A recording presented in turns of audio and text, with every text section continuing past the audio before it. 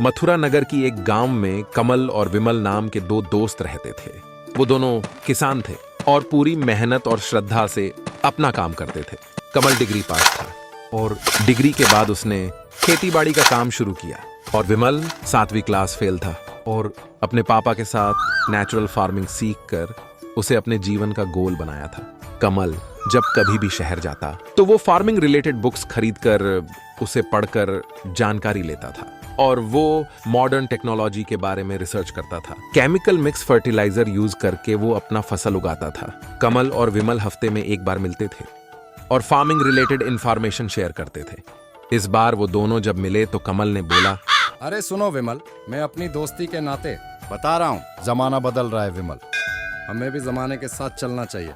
कब तक तुम अपने पुराने मेथड से फसल उगाओगे? तुम भी मेरे जैसे मॉडर्न तकनीक यूज करके अच्छी फसल उगाओ और उससे तुम्हें अच्छे पैसे भी मिलेंगे। ये सुनकर विमल, दोस्त, जो तू बता रहा है वो बिल्कुल सही है। मॉडर्न तकनीक यूज करके मुझे फसल और पैसे दोनों मिलेंगे। पर दोस्त, ऐसे करने से मिट्टी की जान चली जाती है और अगर हमारी मिट्टी ही मर जाती है तो हम कैसे फार्मिंग कर सकते हैं? तू ही बता। ये सुनकर कमल और ज्यादा बहस नहीं करते हुए पूछता है, तो अच्छा, इस बार तुम कौन सा वेजिटेबल उगा रहे हो विमल? तो विमल कहता है, मैं इस बार बैंगन उगाने की सोच रहा हूँ। ये सुन के कमल बोलता है, मैं भी बैंगन उगाने की सोच रहा हूँ। अगर हम बैंगन उगाते हैं तो उसे केमिकल फर्टिलाइजर लगाकर उसकी देखभाल करनी पड़ेगी, वरना आधा बैंगन कीड़े मकोड़े के शिकार बन जाएंगे और हमें कुछ नहीं मिलेगा। ये सुनकर विमल बोलता है, केमिकल यूज करके कीड़े मकोड़े दूर होंगे, ये सही बात है कमल, लेकिन वो केमिकल बैंगन में उतर जाएंगे और उसे खाने से लोगों की तबीयत बिगड़ जाती है। और वैसे भी कीड़े मकोड़े जो खाते हैं उसे फेंक कर अगर हम बचा हुआ बैंगन खाते हैं तो उसमें साइड इफेक्ट नहीं होगा। ऐसा खाना हमारे सेहत के लिए अच्छा है। तो ये सुनकर कमल समझ गया कि और बहस करना वेस्ट है और वो दोनों अपने अपने घर चले जाते हैं। जैसे प्लान किया था, कमल केमिकल फर्टिलाइजर यूज करके बैंगन उगाने शुरू किया और बचे हुए फर्टिलाइजर को वो अपने घर के पीछे रखा था। इस बीच कमल का छोटा बच्चा खेलने के दौरान इस फर्टिलाइजर को जूस समझ के पी जाता है। पीते ही वो बेहोश हो जाता है। इसे देखकर कमल घबरा गया और तुरंत अपने बच्चे को डॉक्टर के पास ले जाता है। तो हॉस्पिटल में डॉक्टर बच्चे का इलाज करते हुए बोलता है, फर्टिलाइजर पीने से वो केमिकल ने इसे बहुत डैमेज कर दिया है और इसी कारण तुम्हारा बेटा आज से कुछ नहीं देख पाएगा, मतलब वो आंख से अंधा रहेगा। ये सुनकर कमल फूट फूट के रोने लगता है और केमिकल फर्टिलाइजर से उगाए हुए सारे बैंगन को पानी में फेंकता है और कभी भी केमिकल्स ना यूज करने का फैसला करता है। उस दिन से वो भी अपने दोस्त विमल जैसे ऑर्गेनिक फार्मिंग शुरू करता है। दिन ब दिन उसकी फार्मिंग से अच्छी फसल उगती है और इसकी वजह से सेहत भी रहता है।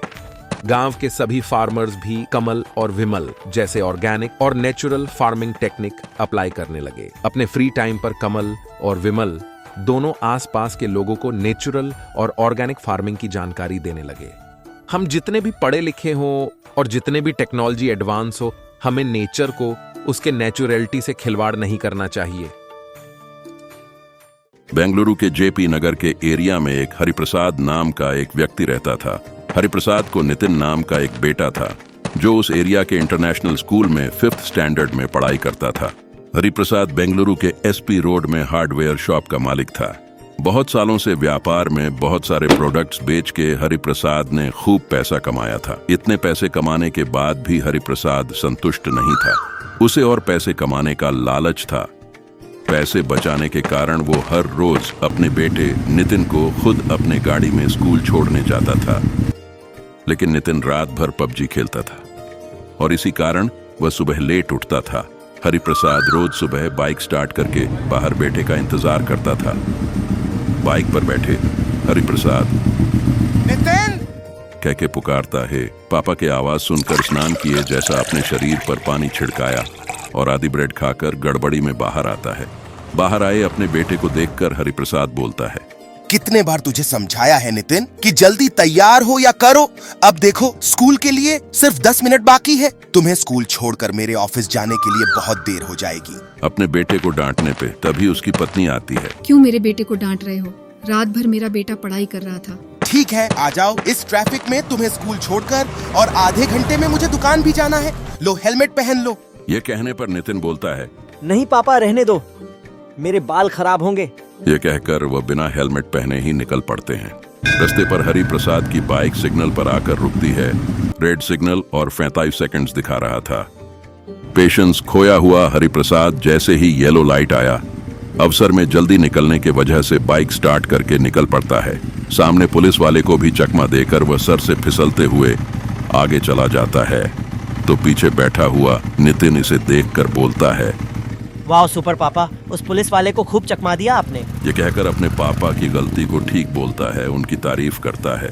ऐसे ही हर रोज नितिन का लेट उठना, हरि प्रसाद का ट्रैफिक रूल्स ब्रेक करना, पुलिस वाले को चकमा देना, बाइक टेढ़े टेढ़े चलाना डेली रूटीन हो गया था।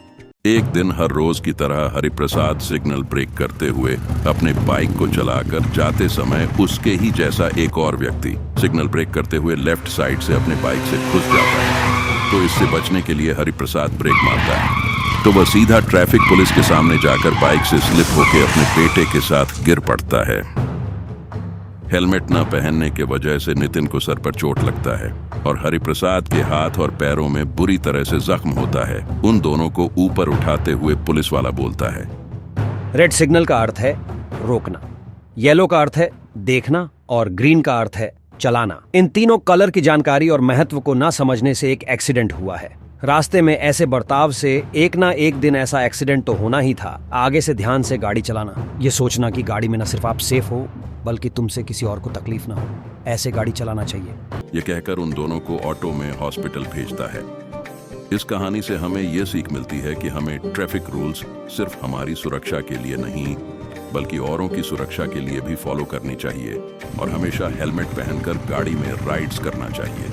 और रात भर मोबाइल पर खेलना, गड़बड़ी में तैयार होना, ये सब छोड़कर जल्दी सोकर जल्दी उठना, टाइम से पहले घर छोड़ना और आराम से स्कूल और दुकान पहुंचने में हमारी सेफ्टी है और ये अच्छी प्रैक्टिस भी है। आनंदपुर नाम के एक गांव में सूरज और धीरज नाम के दो दोस्त रहते थे। उन दोनों की दोस्ती गांव में एक मिसाल थी और उस गांव में कोई भी उनके बारे में पूछता था तो, भाई साहब, इस गांव में सूरज धीरज है ना, उनका घर कहाँ पड़ता है जरा? ऐसा पूछने पर गांव में रहने वाले लोग, वह दोनों एक ही है, जैसे दो शरीर में एक आत्मा, एक दूसरे के लिए जान दे सकते हैं, दोनों दोस्त, ऐसा कहते थे।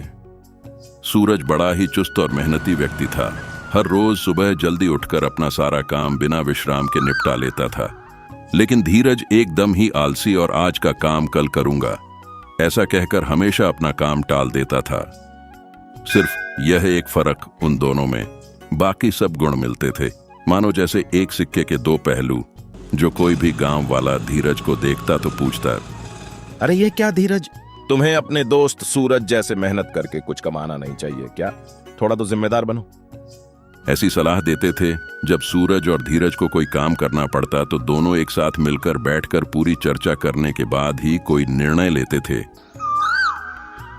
लेकिन एक बार सूरज दुकान खोलने का निर्णय करके धीरज को कुछ भी नहीं बताते हुए दुकान देखकर उसका एडवांस देकर आ जाता है।